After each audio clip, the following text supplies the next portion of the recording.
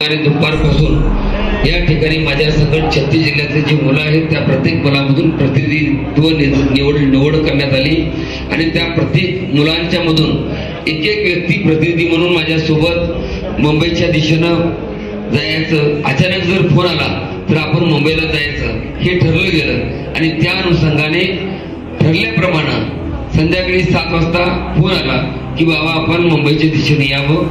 माझ्या गाडीत जागा कमी, दुसरी आमच्याकडे गाडी पर्याय नव्हती. माझ्या गाडीत जेवढे बसतात त्यामध्ये 4 महिला 3 पुरुष आणि त्या ठिकाणचे असणारे 10 माणसं जे 10 मुख्यमंत्री व कार्यप्रदर्शन शरणार्थी त्या ठिकाणी असतील ते त्यांना सांगितलं की ठीक आहे. आम्ही इथून रात्रीच्या 10 वाजता गेलो. माननीय भरतशेठ गोवाल साहेबांना भेटलो. चांगल्या पद्धतीने माननीय मुख्यमंत्री यांच्या सचिवांना फोन लावले की उद्याच्याला तुम्ही JR काढा.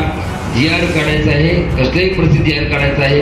अशा पद्धतीची मुंबईला ही मुलं 2000 मुलं पायी चालत येतात. देहूतून निघाले.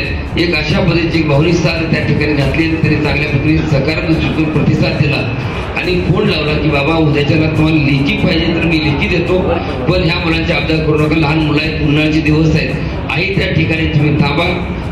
आम्ही त्यांना सांगितले की आम्हाला JR मिळत नाही तोपर्यंत आम्ही जाणार नाही. हा आमचा निर्णय आहे. एक तर लेखी तुमच्या लेटरवरती मिळालं पाहिजे, एक नाही तर JR भेटला पाहिजे. जर अशी गोष्ट असेल तर 100% ह्या पद्धतीने आपण त्या ठिकाणी त्यांनी अभिवचन दिलं. पण तिथून मी आलो. सगळ्यांना तुम्हाला उठवलं. रात्रीचे 3 वाजलेले 4 वाजलेले आहेत, सगळे उठलेले आहेत. तुम्हाला विचारतोय की JR तर अशा पद्धतीने आलेला आहे. जर JR अशा पद्धतीने येणार आहे आणि देणार आहे जर तुम्ही म्हणला तर आपण त्यांनी सांगितले आपल्याला थांबायचं. आपण थांबायचं का? थांबायचं का? JR ची वाट इथं बघायची.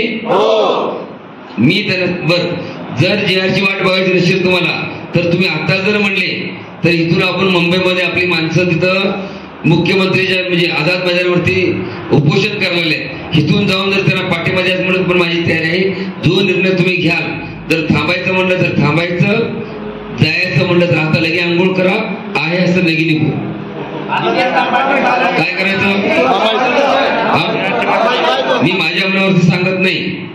ज्यांना कोणाला यायचं तरी यावं, ज्यांना कोणाला सहकार्य करायचं तरी सहकार्य करावं, चालत जाण्याचं. बाकीचं कुठलं नाही. बाकी सगळी व्यवस्था झालेली आहे, काही अडचण नाही. तुम्ही जर म्हणाल तर डायरेक्ट म्हणलं तर टेम्पो बोलवतो, लक्झरी बोलवतो, डायरेक्ट सगळ्यांना गाडीत घालतो. 4 म्हणता 10 लक्झरी करू, डायरेक्ट आझाद मैदानावरती नेऊन तुम्हाला सोडायला मी तयार आहे. तिथं जे मंडळी आपली त्या ठिकाणी नेतृत्व करतात त्यांना जाहीर पाठिंबा देऊ आणि त्याही ठिकाणी आपण काय अडचण नाही. तुम्ही इथं जर जाऊ नाही तर इथं JR ची वाट बघू जर म्हणला तर आपण ह्या ठिकाणी JR ची वाट बघू.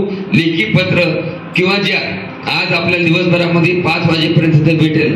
भले उद्या पत्र भेटलं तरी काय हरकत नाही, पण इथून जर जायचं नाही म्हणलं तर इथून उठायचं नाही जोपर्यंत JR भेटत नाही तोपर्यंत. ठीक आहे? 100% JR भेटत नाही तोपर्यंत जायचं नाही. बरोबर? मान्य भरतशेठ गोवाल साहेबांना आपण मान सन्मानपूर्वक त्यांचं स्वागत करू. त्यांच्यासाठी जोरदार टाळ्या वाजवा. त्यांनी आज प्रयत्न करतो म्हणले. आज 12 वाजता विधिमंडळामध्ये आज अधिवेशनच्या अनुषंगाने आज कॅबिनेट आहे आणि आज तिने तो विषय मांडून तो विषय मार्गस्थ लावतो. अशा पद्धतीचं अभिवचन त्यांनी दिलेलं आहे. त्यांचं मी स्वागत करतोय.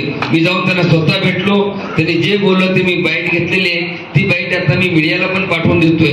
मीडियाने पण आपल्याला सांगली जिल्ह्यातले असेल, जत तालुक्यातले असतील, प्रत्येकाने खूप ताकदीने मला बळ दिलं आणि आपल्याला जेवढं बळ निर्माण दिलं त्याचबरोबर महाराष्ट्रातल्या प्रत्येक मीडियाने पण बळ दिलं. म्हणून आज आता आपली सरकार दरबार पण जाते, पण सातत्यपूर्वक आपण फक्त आणि फक्त भरतशेठ गोवाल साहेबांच्या माध्यमातून आपण प्रयत्न करत होतो. त्या एका व्यक्तीवरती विश्वास ठेवला आणि त्या माध्यमातून तो विश्वास सार्थ होतोय. आणि त्यांनी आजच सांगितलं बाकी मंत्र्यांनी 8 दिवसांनी करतो, 9 दिवसांनी करतो, 10 दिवसांनी करतो असं नाही. तुम्हाला JR किंवा लेखी जर पाहिजे असेल तर मी स्वतः तुम्हाला लेखीचं घेऊन तुम्हाला देण्याची जबाबदारी अशा पद्धतीचं अभिवचन दिलंय. एवढं वचन दिलं असताना देखील तुम्हाला पुन्हा विचारतोय, जर आपण जायचं म्हणलं आझाद मैदानाला चालत तर तिथं माणसं बसलेले, जाऊ म्हणलं तर सगळेजण जाऊ. जायचं का? इथंच थांबायचं? JR इथंच घ्यायचा. धन्यवाद. जय बागडे बाबा.